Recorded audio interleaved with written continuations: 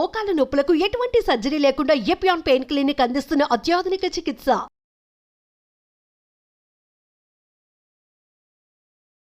Hello everyone, మీరు చూస్తుంది Suman TV. నేను కీర్తి.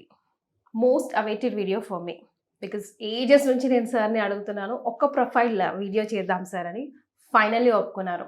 వారు ఎవరంటే 2 తెలుగు రాష్ట్రాల్లోనే కాకుండా దేశవ్యాప్తంగా, ఆ మాటకొస్తే ప్రపంచవ్యాప్తంగా కూడా క్యాన్సర్ పేషెంట్లకి ఒక రకంగా దేవుడు అనే చెప్పాలి. Surgical oncologist doctor Mohan Vamshi గారు. నమస్తే సార్. నమస్తే అండి. ఏదైనా ఒక కేస్ని డిస్క్రైబ్ చేయగలరా సార్? మీరు ఎక్స్పెక్ట్ చేసినట్టు కాకుండా ఉండొచ్చు, లేదా మీరు ఎక్స్పెక్ట్ చేసిన దానికన్నా ది బెస్ట్ అవుట్పుట్ రావచ్చు పేషెంట్ దగ్గర నుంచి. నేను 34 ఏళ్ళ నుంచి ప్రాక్టీస్ చేస్తున్నానండి ఆంకాలజీ.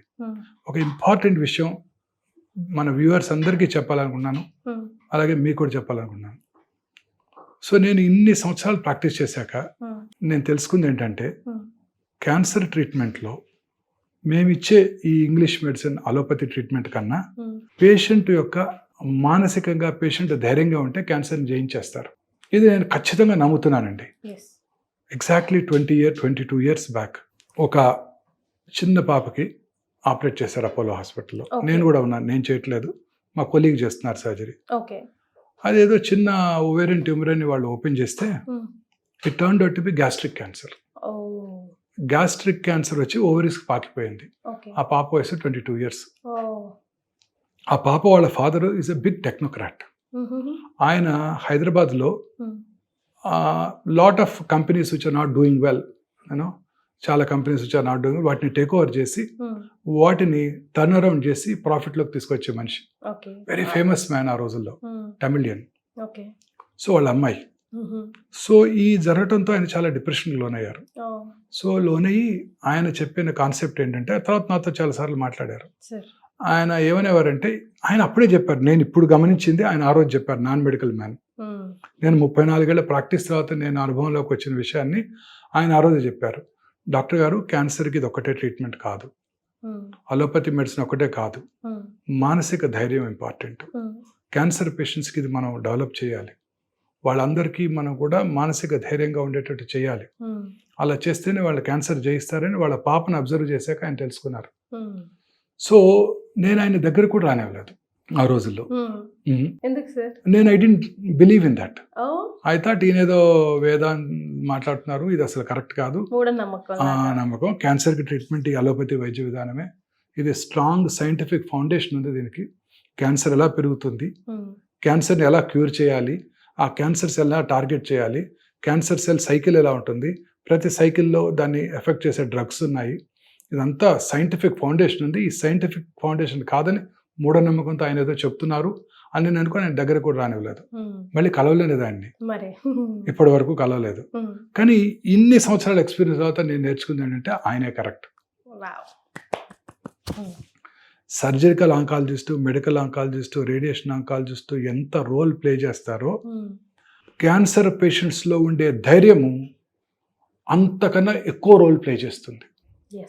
నేను నవజోత్ సింగ్ గారు, సుధీర్ గారు చెప్పారు ఆల్టర్నేటివ్ మెడిసిన్ తీసుకున్నానని. నేను ఆల్టర్నేటివ్ మెడిసిన్కి క్రెడిట్ ఇవ్వట్లేదు, ఆయన వైఫ్కి క్రెడిట్ ఇస్తున్నాను.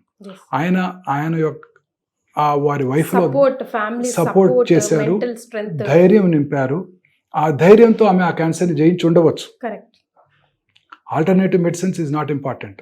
ఏదో ఒకటి ఆల్టర్నేటివ్ మెడిసిన్ రూపంలో కానివ్వండి, ఏదో ఒక రూపంలో అయినా వారి వైఫ్కి ధైర్యం చెప్పారు. సో 300 మంది క్యాన్సర్ డాక్టర్లు ఇది తప్పు, ఇది మిస్కన్సెప్షను, దీన్ని ఖండించాలి, పేషెంట్స్ ఇలా ఫాలో అవ్వకూడదని అందరూ చెప్తున్నప్పటికీ నా మనసులో నేను ఎస్, పేషెంట్ కనుక ధైర్యం నింపగలిగితే అదే ధైర్యంతో ఆ పేషెంట్ క్యాన్సర్ని ఎదుర్కొంటారు. నేను ఒక చిన్న 2 ఉదాహరణలు చెప్తానండి, సైంటిఫిక్గా ప్రూవెన్ ఉదాహరణలు. అదేంటంటే, ఒక పేషెంట్కి మెలనోమా వచ్చింది. మెలనోమా అంటే స్కిన్ క్యాన్సర్ అండి. 20 ఏళ్ళు అయింది మెలనోమా వచ్చి, క్యూర్ అయిపోయి. 20 ఏళ్ల తర్వాత ఆయన యాక్సిడెంట్లో బ్రెయిన్ డెడ్ అయ్యారు. బ్రెయిన్ డెడ్ అయితే ఆయన కిడ్నీస్ని ఇంకెవరికో డొనేట్ చేశారు. డొనేట్ చేస్తే ఆ రెసిపియంట్కి ఇమ్యూనో సప్రెసివ్ థెరపీ ఇస్తారు. ఎందుకు ఇవ్వాలి? మన బాడీలో ఉన్న మన టీ సెల్స్ ఆ రెసిపియంట్ ఆ డొనేటెడ్ ఆర్గన్స్ని రిజెక్ట్ చేస్తాయి, వాటిని డిస్ట్రాయ్ చేసేస్తాయి, గ్రాఫ్ట్ రిజెక్షన్ అంటారు. సో వాటిని డిస్ట్రాయ్ చేసేస్తాయి. అలా చేయకుండా ఇమ్యూనో సప్రెసివ్ థెరపీ ఇస్తారు. ప్రతి కిడ్నీ ట్రాన్స్ప్లాంట్ పేషెంట్ అవనివ్వండి, హార్ట్ ట్రాన్స్ప్లాంట్ అవనివ్వండి, లివర్ ట్రాన్స్ప్లాంట్ అవనివ్వండి, సార్ ఇమ్యూనో సప్రెసివ్ థెరపీ ఇచ్చినప్పుడు ఇమ్యూనిటీ తగ్గిపోతుంది. తగ్గినప్పుడు వారిలో ఉన్న క్యాన్సర్ కణాలు పెరిగిపోతాయి. సో ఈ కిడ్నీ రెసిపియంట్కి, ఈ కిడ్నీస్ తీసుకున్న రెసిపియంట్కి మెలనోమా వచ్చింది. అంటే 20 సంవత్సరాలుగా మెలనోమా స్కిన్ క్యాన్సర్ కణాలు కిడ్నీలో ఉండి అతనికి ఏ సిమ్టమ్స్ కలిగించలేదు 20 ఏళ్ళుగా. ట్రాన్స్ప్లాంట్ చేసిన తర్వాత రెసిపియంట్కి వచ్చాయి. అంటే అతని మానసిక ధైర్యంతో ఆ క్యాన్సర్ కణాలని కంట్రోల్ చేయగలిగాడు. ఇంకొక వెరీ ఇంట్రెస్టింగ్ స్టడీ అండి. క్యాన్సర్ కణాలు ఇప్పుడు బ్లడ్ లో కూడా ఉంటాయి. దాన్ని లిక్విడ్ బయాప్సీ అంటారు, సర్క్యులేటింగ్ ట్యూమర్ సెల్స్ అంటారు. ఇప్పుడు మనం ప్రతి పేషెంట్కి బయాప్సీ చేయనవసరం లేదు. మన బ్లడ్ తీసుకుని ఆ పేషెంట్ క్యాన్సర్ ఉందో లేదో చెప్పేయచ్చండి. దాన్ని లిక్విడ్ బయాప్సీ అంటారు. సో దాన్ని సర్క్యులేటింగ్ ట్యూమర్ సెల్స్ అంటారు. 7 to 15 years after they were pronounced that they are cured of breast cancer, MD Anderson హాస్పిటల్లో 7 to 15 years అయిపోయింది వాళ్ళకి క్యాన్సర్ వచ్చి క్యూర్ అయిపోయి. ఆ తర్వాత వాళ్ళ బ్లడ్ లో 30% of them had circulating tumour cells. కానీ వాళ్ళకి ఏం సిమ్టమ్స్ లేవు, వాళ్ళ క్యాన్సరే లేదు. అంటే వారి ఓన్ ఇమ్యూనిటీ ఆ సర్క్యులేటింగ్ ట్యూమర్ సెల్స్ ని కంట్రోల్ చేస్తుంది. అది పవర్. ఇది క్లినికల్ స్టడీస్, నాకున్న పర్సనల్ ఎక్స్పీరియన్స్. ఒక కపుల్ వస్తారు నా దగ్గరికి, ఆమెకు 72 ఏళ్ళు, ఆయనకి 76 ఏళ్ళు, 8 ఏళ్ళుగా వస్తున్నారు. ఆమెకు బ్రెస్ట్ క్యాన్సర్, నేనే సర్జరీ చేశాను, కీమోథెరపీ అవసరపడలేదు, రేడియేషన్, హార్మోన్ థెరపీ మీద ఉన్నారు, బాగున్నారు. రెగ్యులర్గా వస్తారు. ఆయన బ్లేజర్ వేసుకొని వస్తారు, చాలా హ్యాండ్సమ్ ఉంటారు, 76 ఏళ్ళ వయసులో, స్విమ్ చేస్తారు, ఉంటారు. సడన్గా ఒకరోజు ఆమె ఒకతే వచ్చింది, డ్యూ ఫర్ చెకప్. అప్పుడు ఇంకెవరో లేడీ తీసుకొచ్చారు. ఏరమ్మా, మన గోపాలకృష్ణ గారు అని అడిగారు. ఇక్కడ పడి ఏడ్చేసింది. Last week coronary artery bypass చేస్తున్నాగా థియేటర్లోనే చనిపోయారండి. అప్పుడు కూడా వారికి స్కాన్ చేశాము, నార్మల్గా ఉన్నారు. కరెక్ట్గా 4 నెలల తర్వాత ఆమె క్యాన్సర్తో తిరిగి వచ్చేసింది. అంతే కదా, ఈ 4 నెలల మానసిక ఆందోళన, మానసిక క్షోభ, లోపల ఉన్న క్యాన్సర్ సెల్స్ రియాక్టివేట్ అయిపోయాయి. ఇంకొక పేషెంట్ 5 ఏళ్ళు అయిపోయింది, క్యాన్సర్ ఫ్రీ, బ్రెస్ట్ క్యాన్సరే. కొడుకు మ్యారేజ్కి పిలిచారు, వెళ్ళాను. 2 ఏళ్ల తర్వాత ఆమె క్యాన్సర్ తిరగబెట్టింది. ఏంటా అని చూస్తే 8 months బ్యాక్ కొడుకు డివోర్స్. సో ఇవన్నీ కూడా నేను స్ట్రాంగ్గా నమ్ముతున్నాను. ఇవాళ మనందరం కూడా, మీరు నేను కూడా మానసికంగా ధైర్యంగా ఉంటే మనకి క్యాన్సర్ రాదు, కరోనా రాదు, సెర్బ్రోవాస్కులర్ యాక్సిడెంట్ రాదు, కర్నరీ ఆర్టరీ డిసీజ్ కూడా రాదు, ఏది రాదు. ఇప్పుడు ఈ మోడర్న్ ఏజ్లో ఈ అర్బనైజేషన్ పెరిగిపోయే కొలది, కాంపిటీషన్ పెరిగిపోయి, మన పిల్లాడికి ఫస్ట్ ర్యాంక్ రాలేదు, పక్కింటి వాళ్ళకి ఫస్ట్ ర్యాంక్ వచ్చింది, అబ్బాయికి ఫస్ట్ ర్యాంక్ వచ్చింది, వాళ్ళకి పెద్ద కారు ఉంది, మనకు పెద్ద కారు లేదు, మనకి ప్రమోషన్ రాలేదు, వాడికి ప్రమోషన్ వచ్చింది, వాడికి మనకన్నా రిచ్గా, ఇలా కంపారిజన్స్, ఈ ఆలోచనలు. ఎస్, కాంపిటీషన్ ఉండాలి, కాంపిటీషన్ లేకపోతే మనం గ్రో అవ్వము, సైన్స్ గ్రో అవ్వదు, వర్క్ చేస్తుండాలి. అంతే తప్ప అన్హెల్దీ కాంపిటీషను, ఈ మానసిక ఆందోళన, ట్రాఫిక్ జాము, బాస్ తిడతాడు, వెళ్ళకపోతే వర్క్ 10 అయిపోయింది, 10:05కి వెళ్తే అబ్సెంట్ మార్క్ వేస్తారు, 1 day హాఫ్, ఏవో ఒక ఆందోళనలు. ఇలా ఈ ఆందోళనతోనే మన ఈ అనారోగ్యం పెరిగిపోతుందండి. బసవతారకం హాస్పిటల్లో నేను జాయిన్ అయిన రోజు 2002 జూలైలో ఒకటే ప్రైవేట్ క్యాన్సర్ హాస్పిటల్, 45 మంది క్యాన్సర్ పేషెంట్లు. ఇవాళ 2 తెలుగు రాష్ట్రాల్లో 45 క్యాన్సర్ హాస్పిటల్స్ ఉన్నాయి, ఒక్క చోట బెడ్ ఖాళీ లేదు. ఈ ఒక డిసీజే కాదండి, అన్ని డిసీజెస్ పెరిగిపోతున్నాయి. దీనికి అన్నిటికీ కారణం ఈ మానసిక ఆందోళన, స్ట్రెస్. క్యాన్సర్ రావటానికి మోస్ట్ ఇంపార్టెంట్ కాజ్ ఏంటండి? మనలో ఉండే మన జీన్స్, మన బాడీలో సైంటిస్టులు కనుక్కున్నారు అబౌట్ 22,000 ప్రోటాన్ కోడింగ్ జీన్స్ ఉంటాయి. అందులో equal number of non proton coding jeans కూడా ఉంటాయి. అందులో ఒక 500 to 600 ఆంకోజీన్స్, అంటే క్యాన్సర్ కారక జన్యువుల్ని సైంటిస్ట్ ఐడెంటిఫై చేశారు.